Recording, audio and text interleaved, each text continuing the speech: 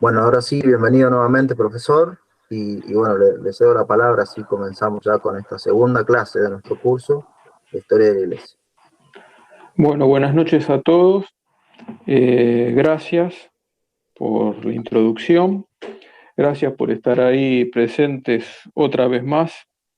Y bueno, vamos a continuar este breve bosquejo que estamos haciendo sobre la historia de la Iglesia.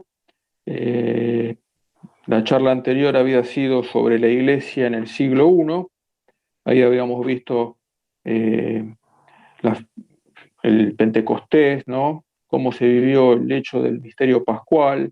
Habíamos estado viendo las figuras claves de San Pedro y de San Pablo, de los apóstoles, ¿no? Pero sobre todo estos dos apóstoles, los apóstoles que finalmente fueron martirizados en Roma, cómo se va conformando los escritos del Nuevo Testamento y la relación de la Iglesia dentro del mundo grecorromano, dentro de ese mundo mediterráneo.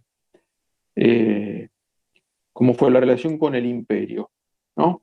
Las persecuciones que se dieron, sobre todo en tiempo del emperador Nerón, y el último libro del Nuevo Testamento, el Apocalipsis, dentro de ese contexto. Bueno, hoy vamos a tratar la generación siguiente a esta primera generación de la Iglesia en el siglo II, ¿no?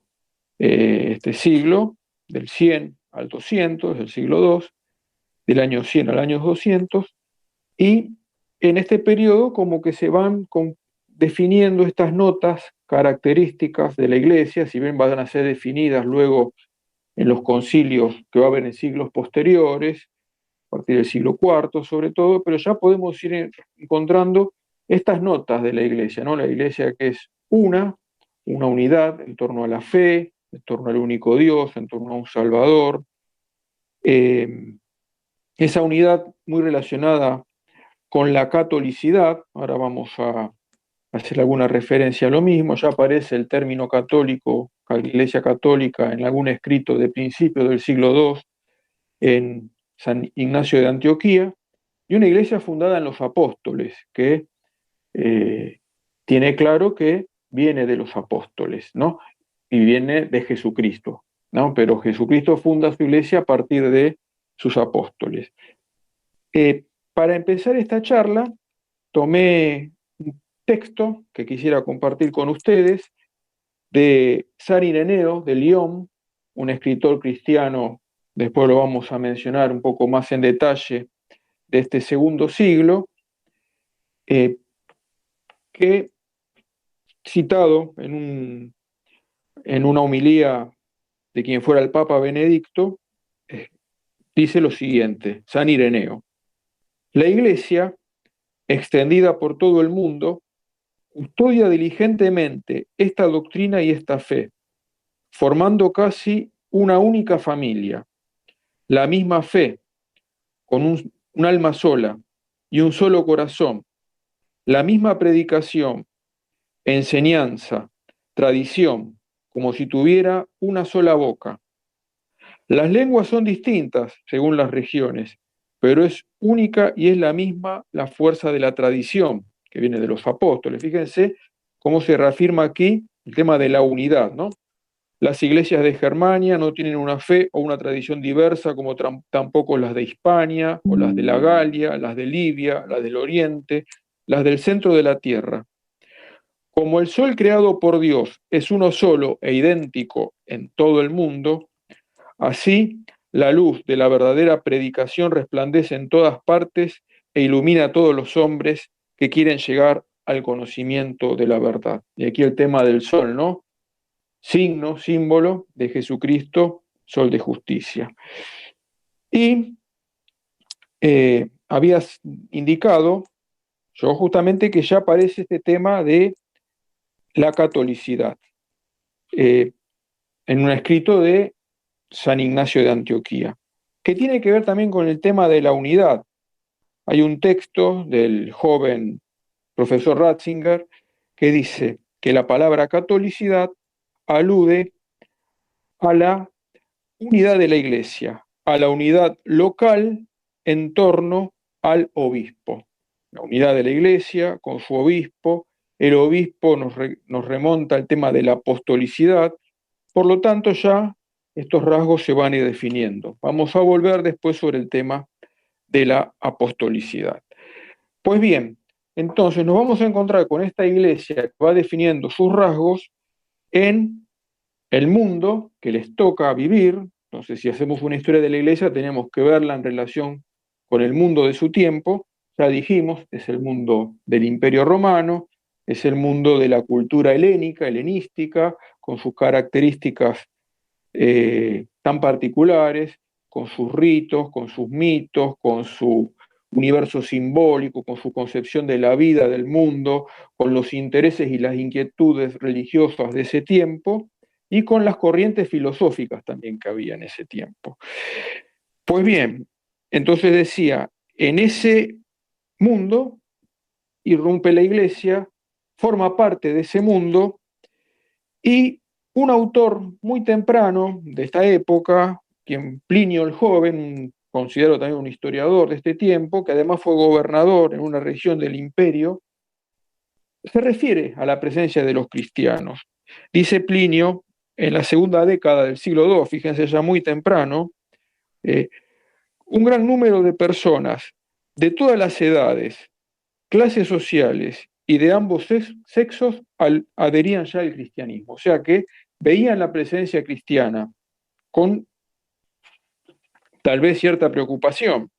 Justamente habíamos hablado en la charla anterior de las persecuciones por parte de Nerón, las persecuciones en tiempo de Nerón. Se van a dar en el siglo II también algunas persecuciones. No con las características que van a tener las persecuciones del siglo III. O sea, el siglo II la Iglesia tuvo periodos de persecución y periodos, momentos de paz. No va a ser una persecución cuando lo haya sistemática, como la que hubo en el siglo III, en tiempos de Diocleciano, cuando se perseguía al cristiano por el hecho de ser cristiano, sino que se fue creando un ambiente hostil hacia el cristianismo, hacia los miembros de la Iglesia, por ciertas ideas torcidas que se difundían entre la población acerca de lo que eran los cristianos, ¿no? Se los acusaba, por ejemplo, de ateísmo, que parezca raro. ¿Por qué ateísmo? Porque no adherían a los dioses de aquel panteón greco-romano. Se sostenía que que en sus reuniones secretas tenían prácticas aberrantes, murmuraciones y barbaridades que se inventaban muy lejos de la verdad. Se decía que eran antropófagos, ¿no? Como estaba el tema de la Eucaristía, de comer el cuerpo de Cristo, se difundió esta idea de la antropofagia, que eran malos ciudadanos del imperio, que no cumplían con sus leyes, con sus normas, lo cual es totalmente falso, porque sabemos que ya aparecen en los escritos de los apóstoles, de Pedro y Pablo, cómo se manda a los cristianos a ser buenos ciudadanos, obedientes a las leyes justas de los emperadores y de las autoridades que correspondan. Pues bien, en esta iglesia y en este mundo greco-romano aparece entonces esta segunda generación de cristianos que va a tener unas figuras en la primera etapa de este siglo II particularmente destacables, que son los padres apostólicos. Ahí se me está yendo. Ahí está. Los padres apostólicos. En la primera etapa del siglo II, la primera generación directamente que se vincula con los apóstoles, que fueron discípulos de los apóstoles, a través de los apóstoles pudieron escuchar prácticamente lo que venía de Jesús, con los padres apostólicos. Entre los padres apostólicos podemos mencionar San Clemente Romano, tercer sucesor de Pedro, San Ignacio de Antioquía, que ahí aparece una imagen suya en la diapositiva que les estoy compartiendo, y San Policarpo. Fíjense una frase que creo que es de San Ireneo, dice, tienen todavía en los oídos la voz de los apóstoles y sus ejemplos delante de los ojos. O sea, estos padres apostólicos continúan lo recibido de los apóstoles, siguen el ejemplo de los apóstoles y reciben la enseñanza de los apóstoles. Bien, justamente entre estas figuras yo me quería referir a una que es clave, que es San Ignacio de Antioquía. A San Ignacio de Antioquía muere mártir, apenas comenzado el siglo II, en tiempos del emperador Trajano. Ahí pueden ver cómo aparece en la ilustración, devorado por las fieras, ¿no? En el circo romano.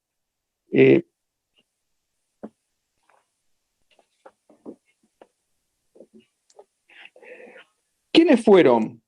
Dice Daniel Robs, un autor que ya cité en esta obra, La Iglesia de los Apóstoles y de los Mártires, estos primeros obreros de las letras cristianas.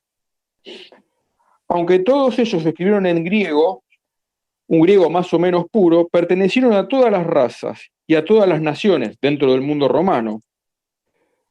Hubo entre ellos ciudadanos de la ciudad de Roma, propiamente, como Clemente, sirios como Ignacio, que tenemos aquí en la imagen, ahora me voy a referir, Policarpo, Papías, pero su valor de testimonio sobre el tiempo en que germinó el Evangelio es único, así como en la generación anterior es tan importante son los apóstoles, en esta generación son los padres apostólicos. Su cualidad fundamental es así la de ser insustituibles documentos sobre estos lejanos orígenes, que sin ellos no podríamos reconstruir.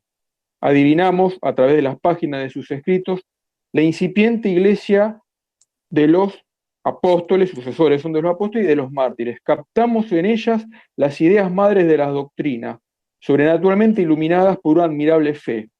Ya está muy claro, ¿no? El misterio del Dios único, en tres personas, el misterio de la encarnación y el misterio de la iglesia. Por supuesto que luego van a venir definiciones mucho más claras sobre estas verdades, ¿no? En concilios de siglos posteriores. Entre estos padres destaqué por sus escritos a Ignacio de Antioquía. Tiene entre sus escritos una carta a los romanos, como también la tiene Pablo, donde él está en la situación que marcha al martirio en tiempos del emperador Trajano, como ya dije, y él pide que lo alienten, que lo sostengan a las iglesias con su oración y que no le pongan trabas en esta carrera hacia el martirio. Vemos como un alma que quiere inmolarse por Cristo, que quiere identificarse radicalmente con Cristo, y esa identificación radical en la iglesia ha sido históricamente el martirio. No es que todos tengan vocación de mártires, pero sí hay figuras claves que con su sangre han sembrado la iglesia y han permitido el desarrollo y la aparición de nuevos cristianos, bueno, que fueron los mártires. San Ignacio de Antioquía escribía justamente en esta carta: lo que para mí habéis de pedir no es que sea liberado del martirio, sino que tenga fortaleza interior y exterior, para que no solo hable, sino que esté también interiormente decidido, a fin de que sea cristiano no solo de nombre, sino también de hecho. O sea, el ser cristiano absoluto, radical, plenamente, se daba en su pensamiento a través del martirio. Si me porto como cristiano, tendré derecho a ese nombre y entonces seré fiel a Cristo, de verdad. Yo voy escribiendo a todas las iglesias y a todas les encarezco lo mismo, que moriré de buena gana por Dios, con tal de que vosotros no me lo impidáis. Dejad que sea pasto de las fieras.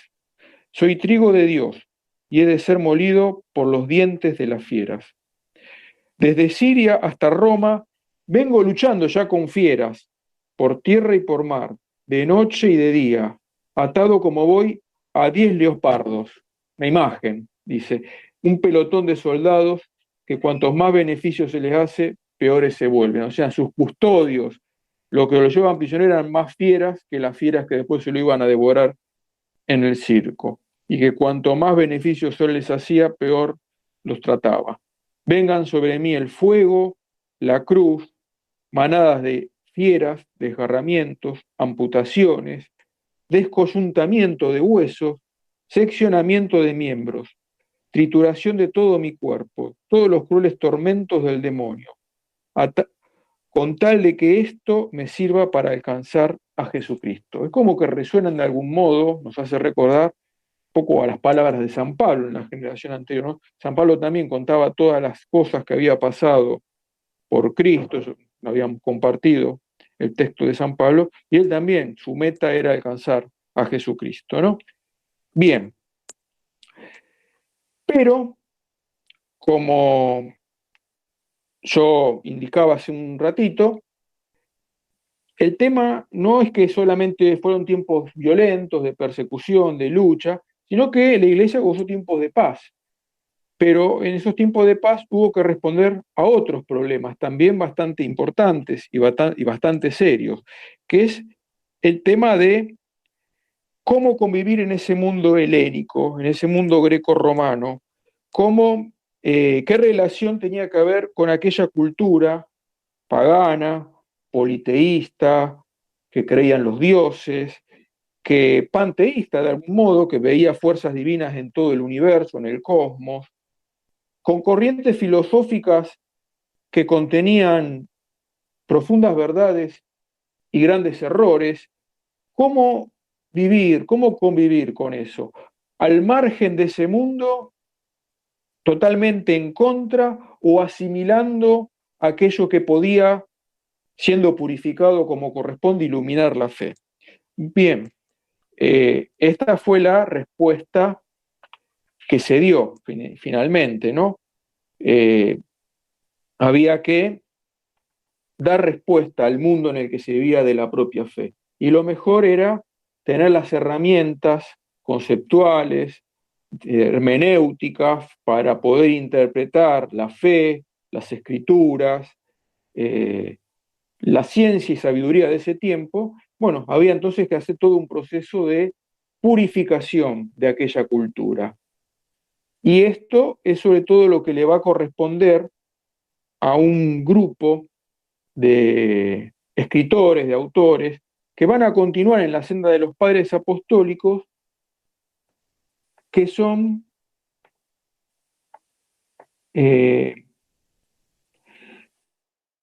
a ver, ahí está, los apologistas. Fíjense, los apologistas, ¿qué características tiene esta época o este momento del siglo II con los apologistas? Que se da ese encuentro con la cultura helénica, que hay que purificar y asimilar ese saber helénico, toda esa cultura griega y romana, que hay que dar respuesta a los cuestionamientos del mundo pagano y judío. Fíjense, no solamente pagano, sino el contexto judío del cual había surgido la iglesia, porque ya se había dado un autor judío, Filón, que había tratado de interpretar las escrituras y la fe judía a la luz de la ciencia y la sabiduría helénica. Entonces, bueno, todo eso había que responder. Y también a las acusaciones que se hacía desde el mundo pagano sobre las creencias de los cristianos. Y último punto, y muy importante de estos que yo señalé acá, es definir la doctrina frente a las herejías. ¿Por qué? Porque en este encuentro con el mundo helénico, donde se va tratando de definir la fe, aclarar la fe, explicar la fe, va a haber interpretaciones y explicaciones erróneas que se van a contaminar con principios de aquellas filosofías, de aquellos cultos que eran incompatibles con la fe, y bueno, en algún momento se hubo que responder también a eso. Uno de los primeros autores que respondió a esto es San Justino. Otro autor que después voy a mencionar es San Ireneo de Lyon. Dos grandes columnas dos grandes apologistas, ¿no? La palabra apología es defensa, ¿no? ¿Qué es lo que defienden estos autores? Defienden la fe dentro de ese contexto, de ese mundo helénico. Hay que buscar, profundizar la verdad recibida a través de la fe. Como siempre ha sido tradición en la Iglesia, luego mucho más aclarado y mucho más definido en otras épocas, a través de la razón, de la luz de la razón, las dos luces, ¿no?, que siempre nos guían, la luz de la fe y la luz de la razón.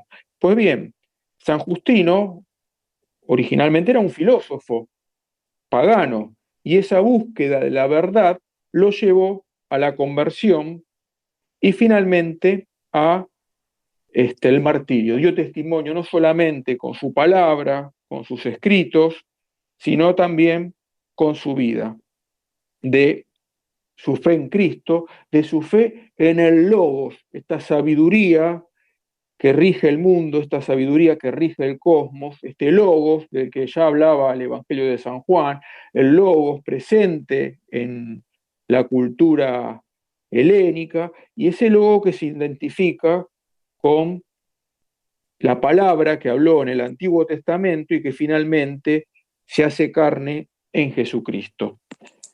Entonces vemos cómo se va profundizando el misterio de la fe, se va aclarando, se va desarrollando. Dice el autor que cité hoy, Daniel Robs, sobre San Justino: obra inmensa, pues, la de San Justino, que abarcó, una forma de decir, 100 problemas. También fue él quien, tomando prestado de Filón, que yo mencioné hace un rato, su método interpretativo de la escritura, orientó definitivamente la exégesis hacia la explicación simbólica de los textos. Una aclaración acá, un pequeño paréntesis, ¿no? En el tema de la exégesis bíblica está siempre el tema del texto y la interpretación literal del texto, pero se ha dado históricamente en la Iglesia toda una línea también de una interpretación alegórica. ¿Qué otra verdad se puede extraer a través de la historia concreta o del texto literal que se está leyendo? Entonces, bueno, Filón, con los textos del Antiguo Testamento, con las historias del Antiguo Testamento, iba extrayendo lecciones morales, por ejemplo. Justino, ya como cristiano, va a ir interpretando las alegorías del Antiguo Testamento refiriéndolas ya a los misterios y a los hechos del Nuevo Testamento, ¿no? Justamente, dice acá el texto: junto al sentido concreto e histórico, los autores que redactaron la historia sagrada quisieron expresar un sentido simbólico. Filón lo había dicho ya, pero mientras que el judío alejandrino, Filón, no había visto en los personajes y las escenas bíblicas más que los signos de realidades morales y espirituales, San Justino, por su parte, reconoció estas realidades en quien las había encarnado, en Cristo. O sea, ya ve todo el Antiguo Testamento como marcha hacia Cristo, ¿no? El Filón, el judío, veía enseñanzas morales. San Justino ya ve la presencia en el Antiguo Testamento de Cristo. Todas las prescripciones de Moisés fueron tipos, símbolos, anuncios de lo que debía suceder a Cristo, dice San Justino. Siguiendo pues a Justino, pues como se acostumbraron los cristianos a ver en el sacrificio de Abraham el anuncio del Calvario, y en la evasión de Jonás del monstruo marino la imagen de la resurrección, aquel relato bíblico de Jonás cuando tuvo 3 días en la ballena, ¿no?, y luego logra salir. Profundo comentador de la revelación por la Escritura, maestro de vida espiritual, apologista de la virtud cristiana en términos inolvidables, nada debía faltar a San Justino para que su obra tuviera todo su alcance, y por eso la selló, la coronó su obra con su sangre. Él, que nunca había querido ser sacerdote, que no se consideraba sino como un simple miembro del rebaño cristiano, llegó a adquirir tal renombre que en nombre detenido por uno de los jefes de la Iglesia. En el año 163, bajo Marco Aurelio, fue denunciado, detenido con 6 de sus alumnos, era maestro este filósofo, ¿no? Interrogado por el prefecto, expuso su fe y una vez más con intrépido fervor dio testimonio de ella. Ante la amenaza de la espada, respondió sencillamente con un acto de esperanza, la esperanza en la vida que le aguarda, ¿no? Y lo degollaron. Así dio testimonio con su palabra, con su vida, su sangre, de Cristo. Ahora bien, decía que había que responder a los cuestionamientos del mundo helénico, había que responder a esa cultura, y que la asimilación de esa cultura podía darse, como se dio en San Justino, armoniosamente, o podía darse derivando en herejías y en doctrinas erróneas. Tal vez la más importante de estas herejías haya sido el gnosticismo. El gnosticismo es prácticamente una concepción filosófica helénica, pagana, que se revistió de algún tinte cristiano, pero que en definitiva rechazaba lo esencial de la fe cristiana. ¿Qué es lo esencial de la fe cristiana? Es la fe, lo decía en la charla anterior, esa fe que nos viene de los apóstoles, en que fuimos redimidos por la muerte y la resurrección de Cristo. El gnosticismo, ¿qué sostenía? Que había un grupo de elegidos, de personas superiores que tenían acceso a una iluminación interior, una iluminación, si quieren llamarla filosófica, un conocimiento que era para algunos, y que el resto de las personas se conformaba, no había que hacerles llegar a esos relatos, a esas realidades profundísimas a través de relatos como si fueran cuentos para niños. Entonces, bueno, los relatos bíblicos entrarían en esas categorías, pero en definitiva la salvación no venía de Cristo muerto y resucitado, sino de esa iluminación que estos gnósticos decían obtener. Por supuesto que con esta concepción se niega el sacrificio de Cristo, se niega también a Cristo, porque acá también hay toda una concepción espiritualista que niega la materia, que ve la materia como algo malo, el espíritu como contrapuesto a la materia, por lo tanto se cuestionan muchos de estos grupos la doctrina de la encarnación, y es una doctrina elitista. Tres problemas tiene el gnosticismo: rechaza el misterio de la encarnación, rechaza el misterio de la redención y considera la salvación para unos pocos. La Iglesia cristiana, contrario a esto, dice: el Verbo se hizo carne, Cristo murió y resucitó, y con eso nos obtuvo la salvación, y esa salvación es para todos los hombres que se abran a la misma. Entonces hubo que contestar esto. Hubo también que contestar otras herejías sobre el tema de, hubo algún autor, por ahí Marción, que rechazaba los libros del Antiguo Testamento, decía que había un Dios malo, implacable, del Antiguo Testamento, y un Dios misericordioso, bueno, del Nuevo Testamento. Bueno, todas estas herejías las responden estos apologistas, y aquí entra a jugar otra figura que yo ya me referí, que es San Ireneo de Lyon, ¿no? Ahí tenemos la imagen de Ireneo y un texto referido a él. Su mismo nombre evocaba por su etimología la paz y las virtudes, la paz de Cristo, ¿no? En el reino de Cristo, no cualquier paz, ¿no? Porque de Ireneo se relaciona con el término paz. Incluso en lo más fuerte de la lucha contra los gnósticos, fíjense que, bueno, justamente le tocó combatir esta herejía y las herejías de su tiempo, ¿no? Adversus Hereses es uno de sus escritos, ¿no? Digamos, respondiendo a los herejes. Nunca olvidó, a pesar de esta lucha tremenda, que el primer mandamiento de Dios era el de amar, ¿no? O sea que la lucha por la verdad no lo alejó de la caridad cristiana que a todos se nos manda. Dice acerca de San Ireneo Daniel Robs: ¿quién era este? Bueno, parecería, acá hubo una aclaración, que Lyon nos remite a la actual Francia, la que era la Galia en aquellos tiempos, que era de aquellos lugares. No, en realidad era oriundo del Oriente, de Esmirna, el Asia Menor, lo que hoy es Turquía. Lo que pasa es que había ido a esta iglesia de Lyon, en la Galia, nacido en Esmirna en los alrededores del año 135. Fíjense cómo esta generación de los apologistas ya es un poquito posterior a la de los padres apostólicos, ¿no? Su juventud había sido ferviente, distinto a San Justino, que fue un converso. Él nació de padres cristianos.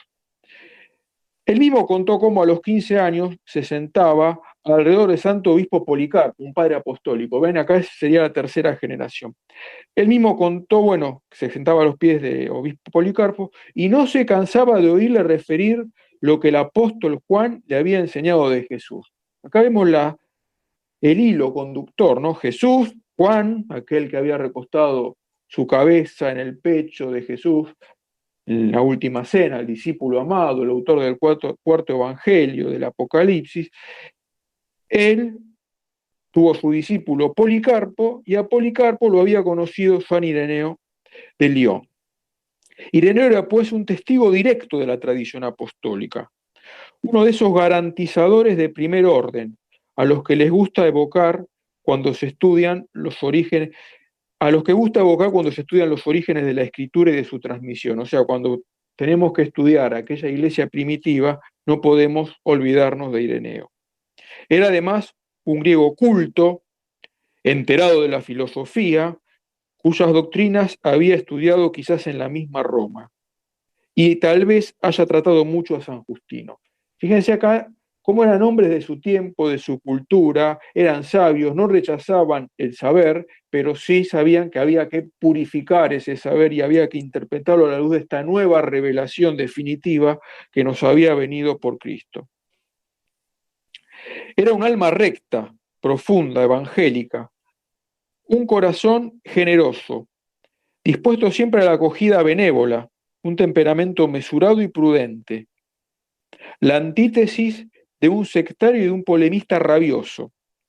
Su mismo nombre evocaba por su etimología la paz y las virtudes, como decíamos recién. Incluso en lo más fuerte de la lucha contra los gnósticos, nunca olvidó, como está acá en el texto que leímos, que el primer mandamiento de Dios era el del amor. Elegido obispo de Lyon, a su regreso de Roma, Ireneo, mezcla de asiático, de romano y de occidental, fue como una viva síntesis del cristianismo. Como obispo fue por encima de todo un eclesiástico y estuvo en la línea de los grandes obispos mártires, a quienes tuvo por modelos Clemente, Ignacio y Policarpo. Dirigió como obispo a su rebaño con incansable abnegación, modelo de obispo, ¿no? Redactó para sus cristianos galo-romanos su demostración de la predicación apostólica, breve exposición de la doctrina cristiana, podríamos decir un catecismo de aquellos tiempos, ¿no? Aunque sabemos que son muy posteriores los catecismos. Pero como vio la Grey, a él confiada, que estaba amenazada por la feroz Alimania, y había oído hablar en Roma del peligro gnóstico y la herejía progresaba en su tierra, allá en el Valle del Ródano, comprendió que convenía levantar la verdad contra las tesis falsas, y puso entonces manos a la obra. Su trabajo fue enorme. Tuvo como resultado la exposición y refutación de la falsa gnosis, obra conocida generalmente hasta nuestros días bajo el nombre de Adversus Hereses. Falsa gnosis, ¿por qué? Porque puede haber una gnosis justa, verdadera, ¿no? La iluminación del cristiano que vive una vida santa es un verdadero conocimiento, pero estos eran falsos conocimientos. Y San Ireneo analizó con precisión todas las herejías de su tiempo, haciéndolas conocer bien por consiguiente, porque según decía, exponer sus sistemas es vencerlas, como arrancar una fiera a la maleza y sacarla a la plena luz es hacerla inofensiva. O sea que mostrando lo que eran, se caían por sí mismas las herejías. Bien, también el Papa Benedicto, que tuvo catequesis sobre los padres de la Iglesia, sobre los padres apostólicos, sobre los apologistas, en el 2007, en una de sus catequesis decía: la Iglesia del siglo II estaba amenazada por la gnosis, una doctrina que afirmaba que la fe enseñada por la Iglesia no era más que un simbolismo para los sencillos, para la gente sencilla, lo que decía recién, que no pueden comprender cosas difíciles. Entonces, como no pueden comprender cosas difíciles, que estos sabios sí pueden, bueno, contémosle los cuentos de la fe. Por el contrario, los iniciados, los intelectuales, los gnósticos, comprenden lo que se ocultaba detrás de esos símbolos, ¿no? Por lo tanto, proponían un cristianismo superficial, porque no era cristianismo, y de élite. Bien, queda claro entonces que el gnosticismo fue la gran amenaza de este tiempo. Y ya vemos cómo la Iglesia va respondiendo a estos problemas, al problema de la persecución, al problema de la cultura, con el testimonio del martirio, con los escritos y el testimonio de los padres apostólicos testigos de los apóstoles, y con la defensa que hacen de la fe los apologistas en medio de todo este mundo y de esta cultura helenística. Pero, junto con la defensa que hacen los apologistas, es como que la Iglesia va definiendo tres puntos fundamentales que le van a permitir actuar con claridad, tener las cosas claras en medio de un mundo donde podría haber tanta confusión, desde fuera de la Iglesia y desde dentro con estos falsos cristianos. ¿Y cuáles son esos tres pilares que se van definiendo en estos primeros tiempos de la Iglesia, en este siglo II? Pues bien, el canon bíblico, o sea, ¿qué es el canon bíblico? La definición de cuáles son los libros sagrados, las escrituras sagradas. Ven, ahí dice, respuesta de la Iglesia del siglo II, canon bíblico. Ahora vamos a referirnos un poquito al canon bíblico, porque había muchos escritos, escritos del siglo I de los apóstoles, escritos apócrifos. Estaba este tema de Marción, que negaba el Antiguo Testamento y que decía que el Antiguo Testamento era un libro que lo rechazaba, ¿no? Que un Dios contrario al Dios del Nuevo Testamento. Y bueno, entonces la Iglesia va definiendo los libros santos, los libros sagrados del Antiguo y también del Nuevo Testamento frente a tantos textos apócrifos que circulaban y de falsos apóstoles, ¿no? Sobre todo en el siglo II se difunden muchos libros apócrifos.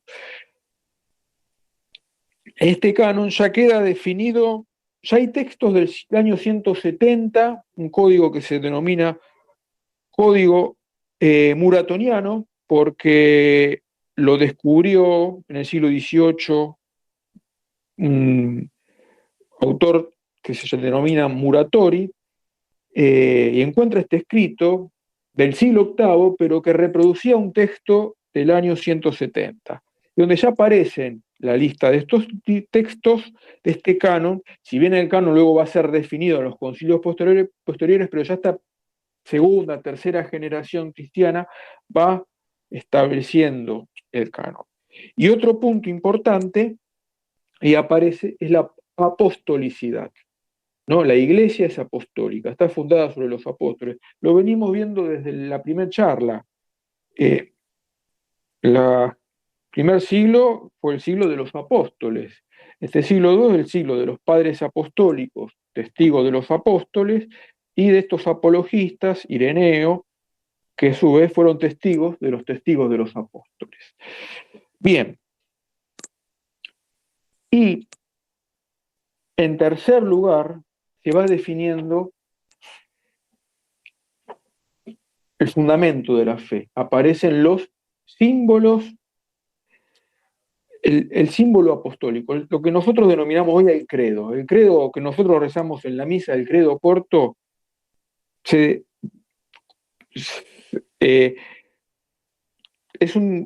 en este siglo II, ¿no? Se lo denomina el símbolo. La palabra símbolo quería decir la mitad de un objeto. ¿Vieron cuando hay dos anillos rotos que una persona lleva un anillo roto, otra lleva otro, y entonces entienden que ambos pertenecen al mismo grupo porque unen ese anillo? Entonces se identifican con ese anillo. Bueno, el símbolo es un signo de identificación, un símbolo de identificación de lo que creen los seguidores de Cristo. Y se va definiendo, ¿no? este símbolo. Dice un autor posterior, San Cirilo de Jerusalén, es posterior, ¿no? Dice, como el grano de mostaza contiene un grano muy pequeño, gran número de ramas, del mismo modo, este resumen de la fe encierra en pocas palabras todo el conocimiento de la verdadera piedad contenida en el Antiguo y Nuevo Testamento. Y el joven profesor Ratzinger, en su libro Introducción al Cristianismo, que es justamente un análisis del credo, en la primera parte de sus clases, porque es un compendio de clases esa obra del año 1968, dice, la forma de nuestra profesión, en este símbolo apostólico, se elaboró en el transcurso de los siglos II y III, en conexión con el rito bautismal, que es lo que aparece acá en la diapositiva que yo les muestro, ¿no? Por lo que atañe a su origen local, es un texto romano, pero su origen interno es el culto divino, más en concreto la administración del bautismo. Esta, a su vez, se refiere a la forma fundamental de las palabras del resucitado relatadas en Mateo 28, 19. Id y haced discípulos a todos los pueblos, bautizándolos en el nombre del Padre, del Hijo y del Espíritu Santo. O sea, así como el bautismo que nos hace cristianos, miembros de la Iglesia, se administra en el nombre de la Trinidad, este símbolo apostólico que se va desarrollando en este segundo siglo de la Iglesia es un desarrollo de esa fe trinitaria. Si nosotros hacemos un análisis del credo, tenemos la referencia a Dios Padre, la referencia a Jesucristo, su único Hijo, nuestro Señor, y todo luego desarrollo cristológico que se da en esa segunda parte del credo, y finalmente la referencia a el Espíritu Santo. Esta fe, que es la fe de la Iglesia, ¿no? Bien. Entonces, lo que hemos estado diciendo hasta ahora, ¿no? Siglo II, un siglo de momentos de persecución, martirio, momentos de paz, esa convivencia con ese mundo helenístico, cómo se asimila dentro de la Iglesia, cómo se responde a los desafíos de esa cultura, a los problemas internos que genera esa cultura cuando se dan las herejías, y también en este siglo van surgiendo escritos cristianos. Yo me había referido a escritos apócrifos, también hay escritos cristianos que alimentan la espiritualidad cristiana. Algunos de estos escritos, hay uno que se llama la Didaché, el pastor de Hermas, la carta a Diogneto, de donde extraemos enseñanzas espirituales y también testimonios de la vida de aquella primera comunidad cristiana. Por lo tanto, por lo que estamos viendo, era muy rica la vida de aquella iglesia del siglo II. Con respecto a la Didaché, les voy a leer unas páginas, unos fragmentos de una obra de Antonio Rosso Marín, que ustedes lo conocerán por varias obras de teología que tiene, pero esta es una obra donde analiza las distintas escuelas de espiritualidad a lo largo de la Iglesia, los distintos maestros de vida espiritual, se llama los grandes maestros de la vida espiritual, y refiriéndose a estos primeros tiempos cristianos, toca algo de la Didaché y dice, la Didaché permaneció callada durante largos siglos en un manuscrito ejecutado por el escriba León en Constantinopla y en algún otro raro códice de los monasterios medievales de Occidente, hasta que en 1873 la descubrió en la biblioteca del Hospital del Santo Sepulcro de Constantinopla el arzobispo griego metropolitano que fue luego de Nicomedia, Filoteo Brienios. El códice descubierto contiene además otros textos de aquellos tiempos, la carta de San Clemente Romano y la llamada epístola de Bernabé. No se sabe quién fue el autor de la Didaché. Desde luego parece que fue un doctor cristiano procedente del judaísmo. Y es importante este texto por las enseñanzas espirituales y morales que contiene. Se refiere a dos caminos, ¿no? Nos hace acordar a las dos puertas de las que habla Cristo en los evangelios. Dos caminos hay, uno de la vida y otro de la muerte, pero grande es la diferencia que hay entre estos caminos. El camino de la vida es este. En primer lugar, amarás a Dios, que te ha creado. En segundo lugar, a tu prójimo como a ti mismo. Y todo aquello que no quieras que se haga contigo, no lo hagas tú tampoco a otro. Bendecid a los que os maldicen y rogad por vuestros enemigos. En esos tiempos había muchos enemigos, como siempre a lo largo de la historia de la iglesia. Y aún ayunad por los que os persiguen. Pues qué gracia tiene que améis a los que os aman. ¿No hacen también eso mismo los gentiles? Bueno, con un eco de las palabras del Evangelio. Mas vosotros amad a los que os aborrecen y no tendréis enemigos. Apártate de los deseos carnales y corporales. Bien, entonces, vemos cómo se ha ido desarrollando la iglesia de este siglo II, ha tenido sus maestros, sus guías, sus mártires, padres apostólicos, apologistas, los textos que se fueron produciendo, las herejías que fueron surgiendo y las respuestas a esas herejías. Para ir cerrando un poquito esto, quería referirme justamente a cómo era la vida de esos primeros cristianos, cómo vivían esos primeros cristianos en ese mundo greco-romano, su vida diaria, porque vemos las grandes figuras, los arquetipos, ¿no? Pero bueno, luego está el común de los cristianos, todos nosotros, que llevamos nuestra vida en medio de la sociedad, en medio de los problemas, los trabajos, las dificultades, la vida política en la que nos toca vivir. Y bueno, en medio de todo eso, el cristiano se integraba y se distinguía. Y justamente en la carta de Diogneto, uno de estos escritos del siglo II, dice, fíjense lo que dice, ¿no? Por un lado, son parte de aquel mundo, cumplen y viven en aquella sociedad las cosas que todos los hombres de aquel tiempo, y al mismo tiempo se distinguen. Los cristianos, comienza diciendo, aparentemente no se distinguen de los demás hombres, en este aspecto no se distinguen. Ni en el lenguaje, ni en la forma de vestir, no viven en ciudades separadas que les sean propias, no tienen un dialecto extraordinario que los haga diferente a los demás, su género de vida no tiene nada de singular, cumplen con sus obligaciones cívicas, soportan las cargas, ¿no? Como nosotros tenemos que cumplir nuestras obligaciones cívicas, pagar nuestros impuestos. Cualquier tierra extraña es patria suya y cualquier patria para ellos es tierra extraña. Acá ya aparece como una distinción. Se integran a su patria, a su tierra, pero al mismo tiempo saben que no son de este mundo. Están acá, se casan, como todo el mundo, tienen hijos, pero no abandonan a los recién nacidos. Un detalle interesante, se ve que en aquella cultura a veces había alguna costumbre, no sé si es generalizada, seguramente no, pero de abandonar, hay que ver en qué caso a los recién nacidos. Me hace pensar, nuestra cultura también tiene un problema serio, ¿no? Que es el tema del aborto, cada vez más difundido. Y bueno, el cristiano hoy en medio de esta cultura rechaza esos valores de muerte, ¿no? Antivalores. Pasa su vida en la tierra, pero como ciudadanos del cielo. Obedecen las leyes establecidas, las leyes justas, y su forma de vivir sobrepuja en perfección a las leyes, o sea, van más allá de las leyes.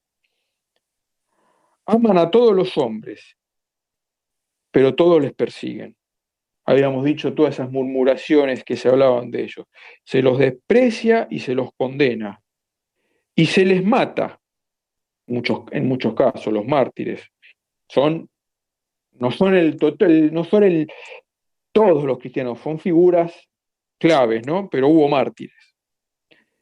Y les sobran todas las cosas, se les desprecia, y en ese desprecio ellos encuentran su gloria. Se les calumnia y así son justificados. Se les insulta y ellos bendicen. Y para ir cerrando, volviendo al principio, volviendo al origen, volviendo a lo que decíamos en la primera charla y que es aplicable ayer, hoy y hasta el fin del tiempo, cuando llegue el fin de la historia, ¿de dónde extraía esta iglesia, de dónde extraían estos cristianos esta fuerza, esta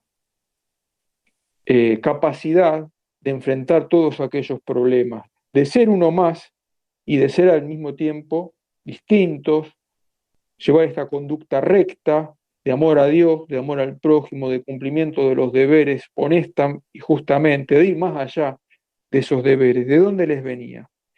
Pues bien, como todo lo que nos viene, contrariamente a lo que sostenían los gnósticos, nos viene de Jesucristo muerto, resucitado y celebrado en cada Eucaristía. Acá en la última diapositiva dice: la vida eucarística era el centro, la vida eucarística de las primeras comunidades cristianas era el centro, ¿no? Desde esa vida eucarística se integraron a aquella vida social. Y San Justino nos describe justamente cómo eran las ceremonias que practicaban estos primeros cristianos. El día llamado del sol, domingo, se reúnen en un lugar. Fíjense, era el domingo, ya se celebraba el domingo, el que los romanos consideraban el día del sol, el primer día de la semana, cuando Jesús había resucitado.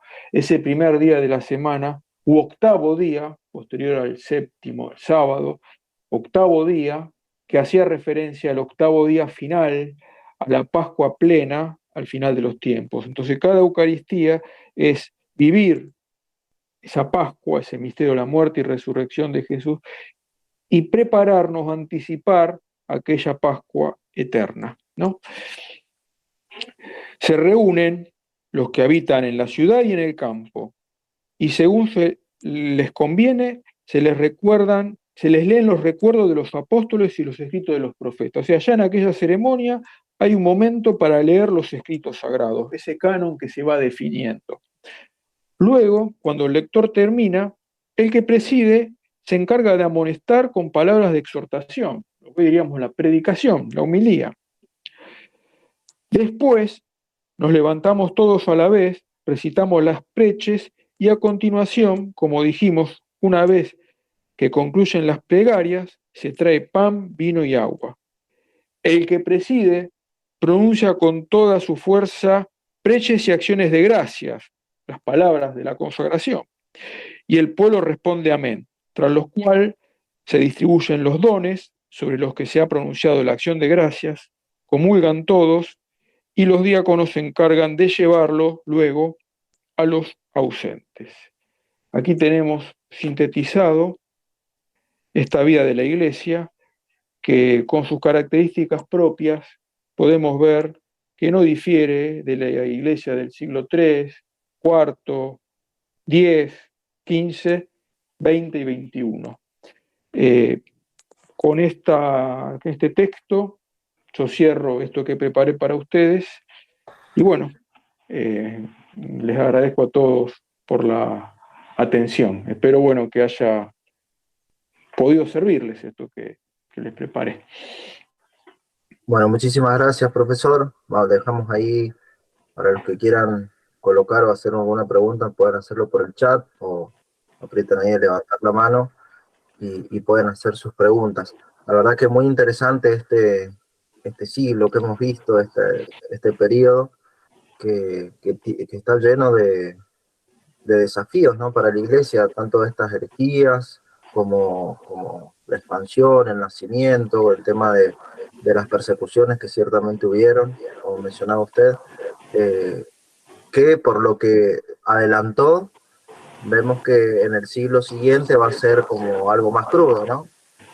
Sí, totalmente, sobre todo en los tiempos de Diocleciano, la última parte del siglo III ya va a ser una persecución sistemática, lo que se conoce como el siglo de los mártires, ¿no? Y como recién señalabas, siempre esos problemas que se dan en la iglesia del siglo II y que se van a ir dando en todos los siglos, incluso hoy lo podemos ver también, los problemas que vienen desde afuera y también los problemas desde adentro, porque están los que están adentro, pero que quieren asimilar las cosas malas de lo que está afuera, ¿no? Y entonces eso es como una tensión permanente que se va dando a lo largo de la historia de la iglesia, que bueno, nos sirve esta situación para entender otros momentos de la historia. Muy En bien. el que nos toca es clave, ¿no? Eso se puede ver. Quiero Claro. saludar también ahí a las personas que me saludan, a Martín también que lo estoy viendo, que me mandó sus saludos y bueno, gracias por esta atención, ¿no? Bueno, perfecto. Bueno, si no hay alguna, ahí Gabriela hace un comentario y dice, qué difícil ser un cristiano como los del segundo siglo. Yo no sé, habría que ver qué diría un cristiano de ese siglo del nuestro, ¿no? No sé, capaz que diría lo mismo. Sí, seguramente. También es muy difícil ser cristiano. Y en el siglo XX lo fue, tal vez más que en el siglo segundo, tercero, y en este que estamos empezando, vaya si lo es, ¿no? Y tiempos también donde se plantean confusiones, donde a veces es difícil ver con claridad, pero fíjense lo que traté de remarcar tanto en la charla anterior, creo que lo intenté, que quedó hoy en esta, que es con lo que cerré, que nuestra fuerza está en la vida de intimidad con Jesús, en la vida de intimidad con Cristo, que se da en la Eucaristía, ¿no? Es como que ahí tenemos nuestra fortaleza, de ahí nos viene todas las gracias, ¿no? Jesús mismo lo dice en el Evangelio de San Juan, ¿no? El que come mi carne y bebe mi sangre tiene vida eterna. Ahí está como nuestra gran fuerza, creo yo, ¿no? Que de ahí se nutrieron las distintas generaciones cristianas para poder, digamos, sostenerse en medio de tantas tentaciones y de tantas dificultades. Tal cual, Hola, tal cual. hola, Javier, ¿se escucha? Hola, sí, se escucha, se escucha.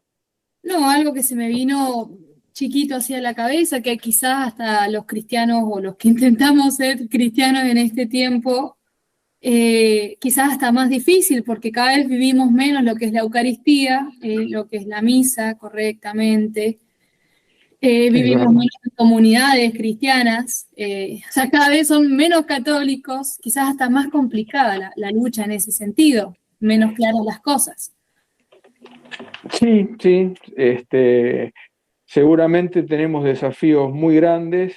El problema que señalas de la vivencia eucarística y de que a veces nuestras Eucaristías, no, nuestras misas no ponen como en el centro a Jesús Eucaristía, no ponen en el centro en cualquier otra cosa, y justamente es ahí donde hay que fortalecer. Entonces, si desviamos lo que es la vida eucarística, si deformamos lo que es la misa, muchos, creo que todos tuvimos experiencia de esto, tantas veces hemos tenido que soportar celebraciones que, bueno, no eran lo más acorde a lo que debería ser, donde Jesús vivo en la Eucaristía queda de lado y el centro pasa a ser otra cosa, ¿no? Bueno, sí, ahí se complica.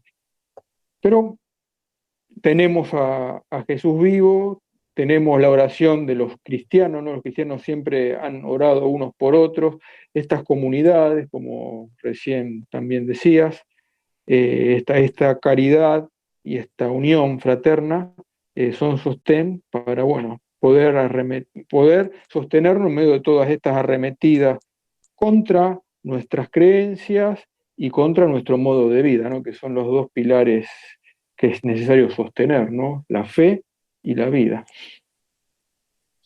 Muy bien, gracias profesor, gracias Guada por el comentario. Ahí, Gabriela, no sé si habías levantado la mano, no sé si vas a hacer Sí, algún... sí, no, porque creo que se malinterpretó mi mensaje. Yo estoy de acuerdo con Guadalupe y con lo que dice el profesor Javier, porque yo puse qué difícil ser un cristiano como los de aquella época, es decir, qué difícil ser hoy un cristiano como los de aquella época, por todo lo ¿Cómo? que nos rodea y además porque estamos muy alejados de lo que fue la persona de Cristo. En ese momento todavía tenían como cuando uno tiene el abuelo vivo y lo puede copiar o puede seguir el ejemplo. ahora pasaron muchos siglos y cada vez se nos va cortando más el hilo con lo que fue Jesucristo. Por eso me parece que sí, es bien difícil ser un buen cristiano hoy. Sí, ya lo creo. Gracias, Gabriela. Sí, al ejemplo de esos cristianos, ¿no?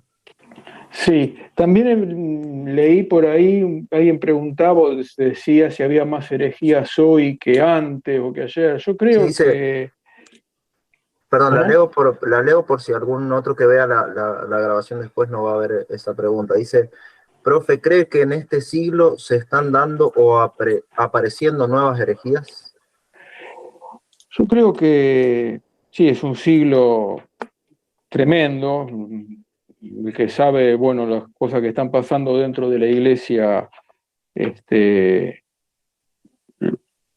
informado de que ocurren cosas muy graves, de que hay corrientes que distorsionan mucho lo que es la vida cristiana, pero creo que es el desafío que siempre ha tenido la iglesia. En este siglo segundo no fue menos, el tema del gnosticismo fue muy serio, eh, las después también en el siglo III, en el siglo IV, y siempre la iglesia tiene que ir definiendo, aclarando, surgen divisiones internas, surgen interpretaciones acerca de la doctrina, a veces incluso hasta gente buena, de buenos principios santos, que uno reafirma más un matiz, otro, y terminan habiendo enfrentamientos, ¿no? E interpretaciones, sin llegar en este caso de santos a herejías, ¿no? Pero bueno, es lo típico de la vida humana, ¿no? Cómo se va tejiendo las relaciones humanas a través de la mirada parcial y limitada que nosotros tenemos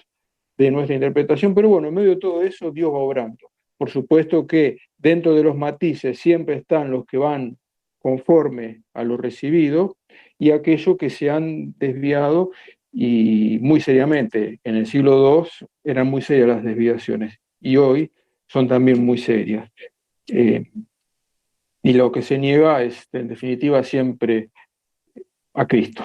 Se niega la redención de Cristo, la posibilidad de poder, digamos, la fuerza que tiene la redención de Cristo, porque si hoy día se, por ejemplo, uno de los temas, ¿no?, que aparecen, son muchísimos, pero se rebaja la moral cristiana, es porque se considera que la gracia de Dios que nos viene a través de Cristo no es suficiente, no nos da la fuerza suficiente para poder sostener esa moral, ¿no? En definitiva, se está negando la capacidad de la redención de Cristo.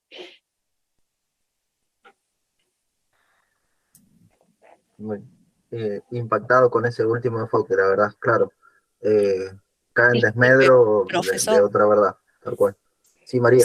Sí, en relación a eso que usted, a lo último que decía, me vino a la mente que, bueno, por lo menos a mí, a veces yo tengo, podríamos decir, no sé si dudas, pero cuando se hacen planteos, digamos, en lo que tiene que ver con la vida de la iglesia y los sacramentos, voy a dar un mínimo ejemplo respecto de, no es el ejemplo más feliz, pero bueno, la homosexualidad y cómo que la iglesia, yo entiendo, sí, que la iglesia, como que dicen, bueno, en algunos grupos católicos me han dicho, no, que no se hable de ese tema, que la iglesia tiene que aceptar, qué sé yo, qué sé cuánto.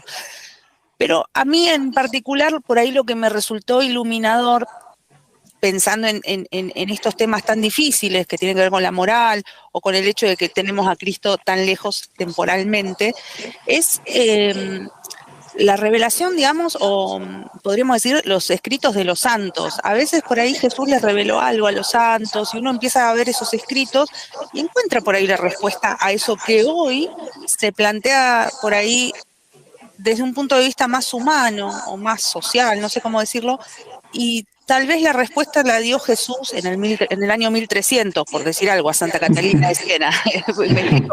Y uno lee lo que le dijo Jesús a la santa sobre ese tema, de la homosexualidad, por ejemplo, y decís, pucha, no han leído esto. Yo la verdad no estaba ni enterada, me enteré hace poco algunas cosas que le reveló Jesús, y digo, ay, acá está la respuesta. Si muchos leyeran eso, creo que si están con el corazón abierto y la mente abierta, se darían cuenta de la gravedad del asunto. Pero bueno, a veces como que yo creo que la vida, los escritos y la vida de los santos como que nos actualiza o nos trae, nos acerca mucho a Cristo, que si bien está muy lejos en el tiempo, a través, como que siempre actual esa revelación, obviamente aprobada por la Iglesia. Sí. Me acordé de esto, por los santos, Sí, no, porque estuvieron por supuesto. Siempre la Iglesia tomó con mucha devoción los escritos de los santos, algunos los ha proclamado doctores de la Iglesia, señalando que su doctrina es una doctrina confiable. Igualmente siempre tenemos que distinguir entre la revelación pública y la revelación privada, o sea, la que obliga a la revelación pública, pero bueno, un alma cristiana abierta a la acción de Dios no puede menospreciar estos escritos y estas cosas que Dios nos muestra a través de la vida de sus santos y de sus escritos. Y también es cierto, ¿no?, lo que han dicho, de forma reiterada, que lo tenemos a Jesús lejos en el tiempo, pero bueno, volviendo a una idea que fui repitiendo, lo tenemos lejos, lo tenemos cerca en la Eucaristía, y ahí es nuestra fuerza y nuestro sostén, ¿no? Yo creo que es aquello que tenemos que vivir, proclamar e internalizar cada vez más, ¿no? Esta presencia eucarística, esta presencia de Jesús en cada misa, esta renovación del misterio pascual en cada misa, ¿no? Es como que ahí está la fuente de la que nos tiene que venir la fuerza para, bueno, ser testigos, para vivir en primer lugar la fe y luego para poder ser testigos de la misma, en donde nos toque, como estos primeros cristianos en su vida, en la vida social, con las personas que Dios pone en nuestro camino. Bueno, muchísimas gracias a todos por los comentarios, gracias profesor, la verdad que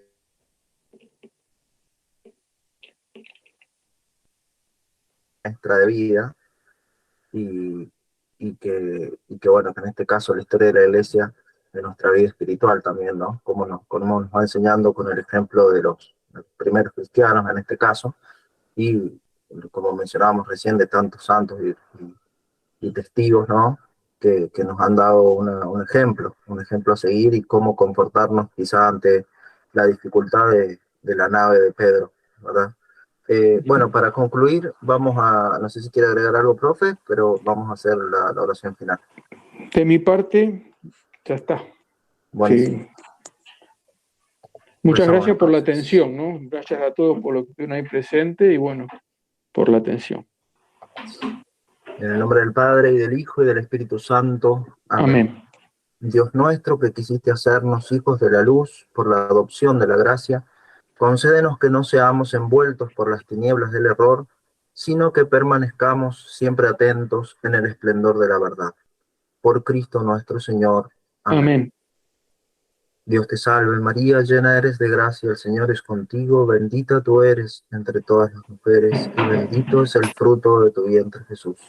Santa María, Madre de Dios, ruega por nosotros pecadores, ahora y en la hora de nuestra muerte. Amén. Santa María, sede de la sabiduría, ruega por nosotros. Santo Tomás de Aquino, ruega por nosotros. En el nombre del Padre, y del Hijo, y del Espíritu Santo. Amén. Bueno, buenas noches para todos. Nos encontramos el miércoles que viene. Gracias, profesor, nuevamente por la claridad y por la paciencia que nos ha tenido. Y gracias a ustedes también por la paciencia. Bueno, por estar ahí del otro lado. Nos vemos. Buenas noches.